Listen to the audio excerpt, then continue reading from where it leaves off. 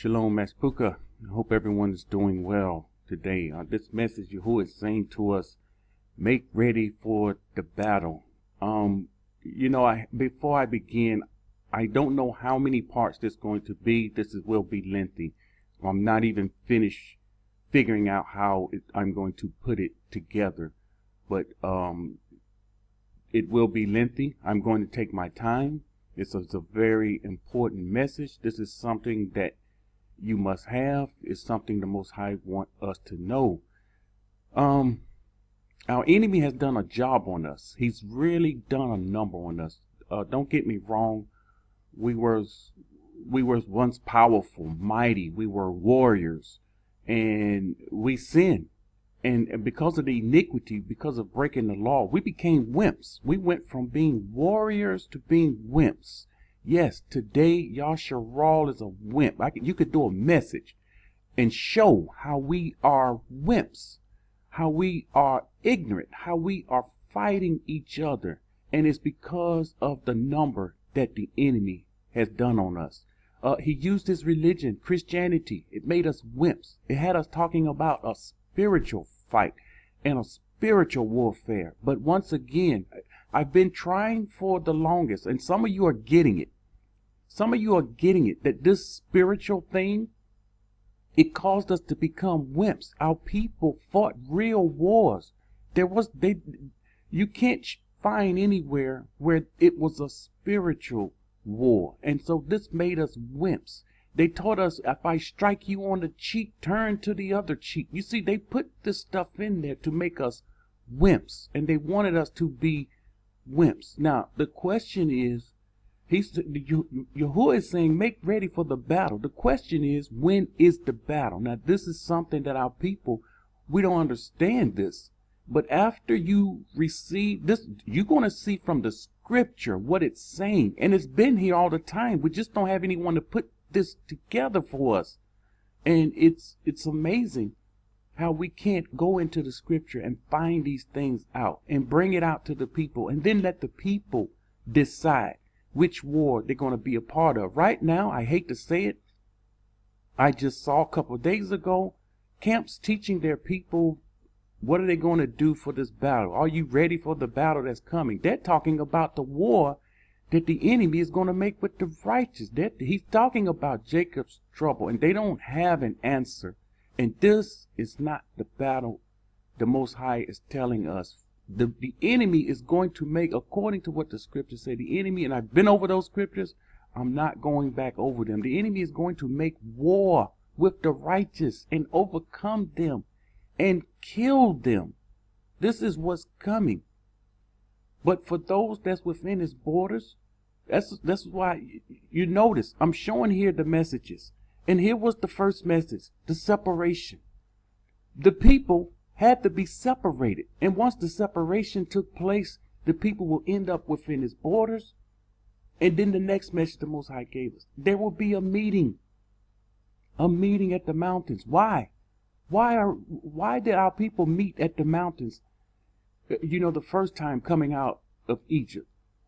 He's going to put order within the borders and make Yasharal one again. Do you see how these messages are connecting? To make Yasharal one again. Why is we doing this?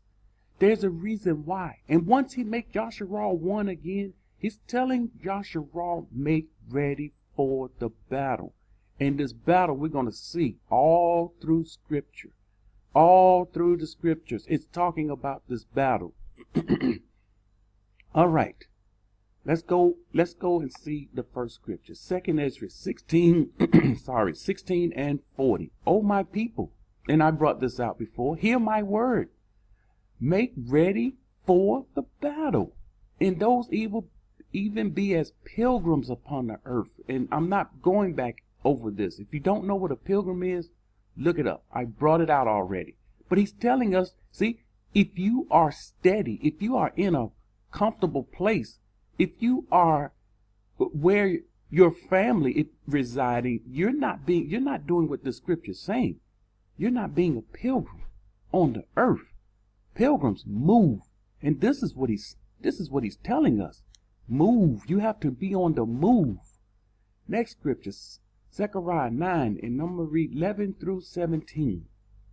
It says, as for you also, because of the blood of your covenant, I will set your prisoners free from the waterless pit. Return to the stronghold. Where is the stronghold? You see, we don't understand the stronghold.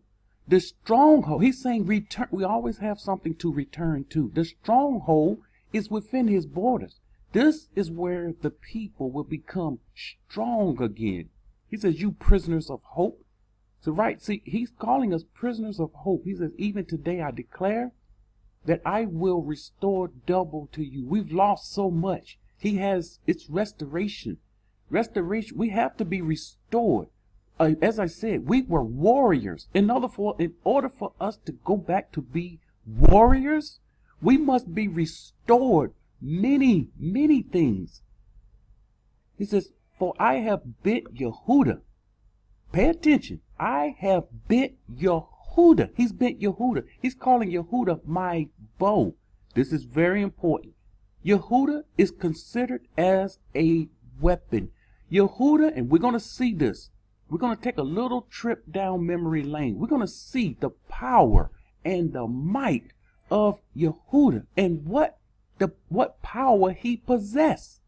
And he's calling him my bow, fitted. The bow with Ephraim, the two that was separated. Remember the two becoming one? You wonder why, wonder why we had to become one. We can't fight this fight alone. We need each other. Again, we've been fighting against each other. And this is part of him restoring us and putting us back together as one and come together with strength, power, and might and fight as one. He says, and raise up the sons of Zion against your sons, O Greece. And that's another point here. We're going to see who the enemy is, who we are, and who the enemy is. Because we don't know who is the enemy. We have no idea. Right now, there's a false teaching going out that's saying Ishmael is Edom. This is false. And we're going to see it. Against your sons, O Greece. So here we have the sons of Zion against the sons of Greece. Remember this. Connect all these scriptures together and see, do we find Ishmael? And made you like the sword of a mighty man. See, we were mighty men. Mighty for what? Mighty for battle. We were mighty for battle. And we became nowadays weak. Weak as water. He says, then Yahuah will be seen over them, and his arrows will go forth like lightning. And Yahuah will blow the trumpet and go with whirlwinds from the south. Yahuah of hosts will defend them. Now, when we did what we supposed to do, he always go before us during the times of battle. So yes, he will go before the people and defend them. They shall devour and subdue with sling stones. These are weapons. These are stones. Look this stuff up in the armory. This is real weapon. This is not a spiritual weapon. They shall drink and roar as if with wine. They shall be filled with blood, like basins, like the corner of the altar. There was real blood on the altar. Yahuah their Elohah will save them in that day. This is the day of battle. As the flock of his people, for they shall be the jewels of a crown, lifted like a banner over his land. Lifted like a banner over his land. Make sure we understand this. This battle takes place in his land. For how great is this? It says goodness, and how great is beauty. Grain shall make the young men thrive, and new wine the young women. Zechariah 10 and 5. They shall be like mighty men. Once again, Yasharal will have to become like mighty men as of times old, as in times past. Why? Why shall we be like mighty men who tread down their enemies? Because they're going to tread down their enemies in the mire of the streets, in the battle, in the fight. Remember, he's telling us, make ready for this battle, this fight. He's been telling us all through scripture. We haven't gotten it. We're not talking about it. We don't get it. They shall fight. They shall fight. Is this a spiritual fight? No. They shall fight because Yahuah is with them. And the riders on horses shall be put to shame. All those that's against this group, they will be put to shame. Why? Because Yahuah is with the righteous. Psalms 24:8. Who is this King of splendor? Yahuah, strong and mighty. We need to understand when he go before the people is strong and mighty because of Yahuah with them, strong and mighty. Yahuah, mighty in battle. Psalms 18:39.